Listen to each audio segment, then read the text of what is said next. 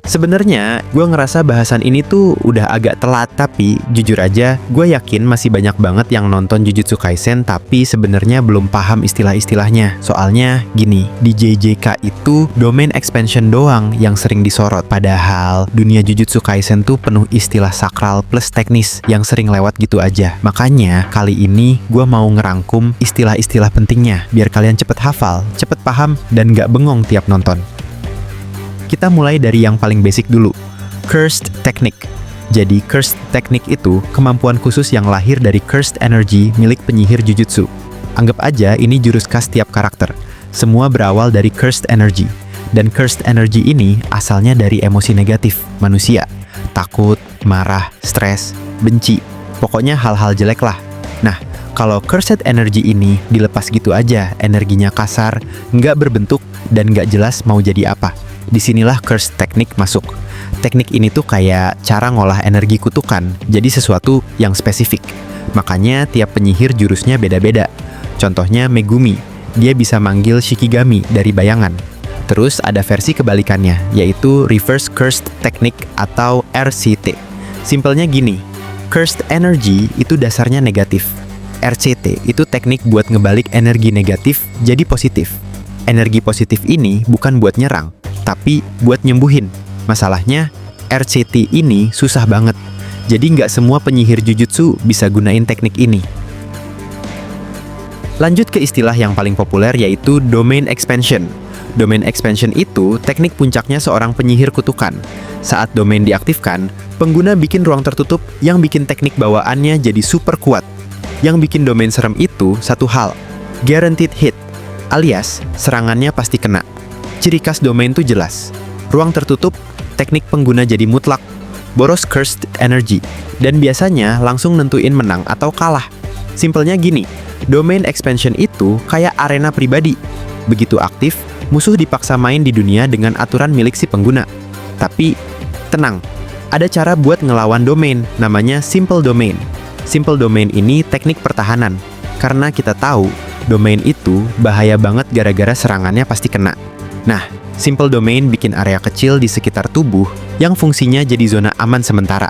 Selama di dalamnya, efek sure hit dari domain musuh dinetralkan.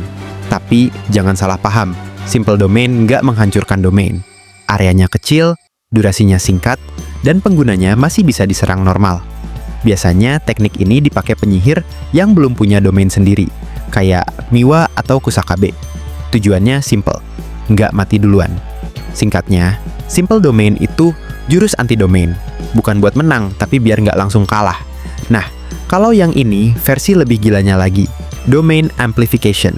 Domain Amplification itu teknik tingkat tinggi yang melapisi tubuh dengan energi domain tanpa penghalang. Ibaratnya, tubuh pengguna berubah jadi domain berjalan. Fungsi utamanya, buat nentralkan teknik kutukan lawan. Karena domain selalu unggul dari teknik biasa. Begitu Domain Amplification aktif, efek teknik musuh jadi melemah atau bahkan hilang. Itu juga alasan kenapa Jogo dan Hanami bisa nyentuh Gojo meskipun dia punya Infinity. Tapi ya, ada harganya. Saat Domain Amplification aktif, pengguna nggak bisa pakai teknik kutukannya sendiri dan energi yang dibutuhin gede banget. Biasanya teknik ini dipakai kutukan kelas atas buat ngelawan penyihir level monster. Sekarang kita bahas Shikigami. Shikigami itu makhluk kutukan yang dipanggil dan dikendalikan penyihir Jujutsu. Mereka bukan roh bebas, tapi makhluk yang terikat kontrak. Dan yang penting, Shikigami bukan cursed spirit. Mereka nggak lahir sendiri, nggak punya kehendak bebas. Semua gerak dan serangannya dikontrol penuh sama penggunanya. Shikigami juga terikat sama teknik. Kalau Shikigaminya hancur, kebanyakan nggak bisa dipanggil lagi. Makanya, pengguna Shikigami harus mikir 2 kali sebelum nekat. Contoh Shikigami murni itu Divine Dogs, Nue, Rabbit Escape, dan yang paling gila, Mahoraga. Nah, beda lagi ceritanya kalau Cursed Spirit. Cursed Spirit itu makhluk yang lahir dari emosi negatif manusia. Takut, benci, dendam, putus asa. Semuanya numpuk dan berubah jadi kutukan. Mereka nggak dipanggil dan nggak dikendalikan. Cursed Spirit hidup bebas dan punya kehendak sendiri. Mereka bisa mikir, bisa nyusun strategi, bahkan bisa berevolusi. Semakin kuat emosi negatif yang melahirkan mereka, semakin berbahaya juga kutukannya. Contoh Cursed Spirit kelas atas, Mahito, Jogo, Hanami, dan Dagon. Terus ada satu kategori unik lagi. Death Painting Worms. Berbeda dari Shikigami dan Cursed Spirit, Death Painting Worms ini hasil eksperimen terlarang. Mereka lahir dari ibu manusia, dan ayah Cursed Spirit lewat percobaan yang dilakukan Kenjaku. Makanya, mereka bukan Shikigami dan juga bukan Cursed Spirit murni. Posisinya di tengah-tengah, setengah manusia, setengah kutukan. Mereka punya emosi, ingatan, dan ikatan keluarga. Bisa mikir kayak manusia, tapi kekuatan kutukannya tetap ngeri.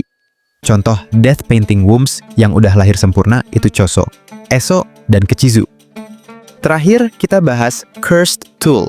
Cursed Tool itu bukan makhluk hidup. Ini murni senjata atau benda yang mengandung cursed energy. Tanpa Cursed Tool, manusia biasa nggak bisa melukai Cursed Spirit.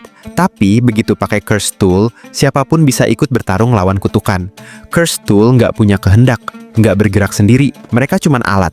Tapi, justru karena itu, di tangan orang yang tepat, Cursed Tool bisa lebih berbahaya dari makhluk hidup. Beberapa Cursed Tool punya kemampuan khusus, kayak netralkan teknik kutukan atau nyerang langsung ke jiwa lawan. Cursed Tool juga punya tingkatan, dan yang terkuat masuk kategori Special Grade. Contoh Cursed Tool terkenal itu Inverted Spear of Heaven, Playful Cloud, dan Split Soul Katana. Kesimpulannya simple, Cursed Tool adalah senjata, dan di tangan orang yang tepat, dia bisa jadi mimpi buruk buat Cursed Spirit. Oke, segitu dulu bahasan istilah-istilah di anime Jujutsu Kaisen. Kalau masih ada istilah yang bikin bingung, tulis aja di komen. Jangan lupa like, share, dan subscribe. Sampai jumpa di video selanjutnya.